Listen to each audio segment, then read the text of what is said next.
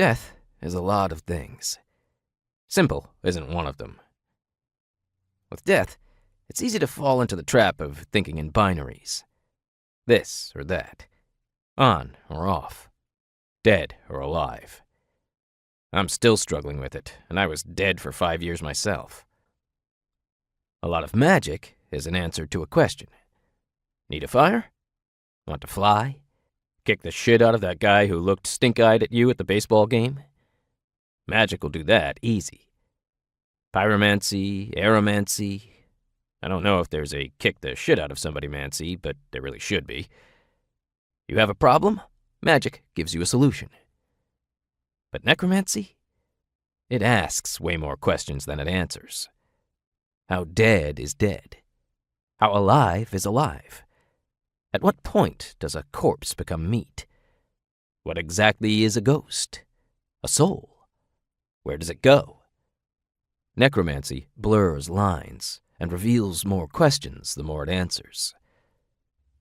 I had a roommate my last few months in Vegas. Guy named Jimmy Freeberg. Not too bright. Had a little magic, but didn't know it.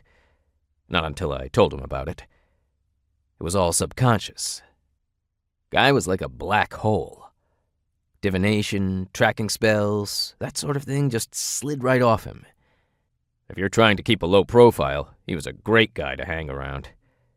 Spend enough time with him, and nobody could see you either. Around this time, 2 mages get their hands on a spellbook that shows how to make this thing called an oracle. Funny thing, it's mostly a necromancy spell. They don't understand it. Thing reads like a recipe that's missing every 3rd word. Unless you know enough about cooking to fill in the blanks, you'll never figure it out. They needed a necromancer. Lots of things are called oracles, but this one looks like it might be the real deal.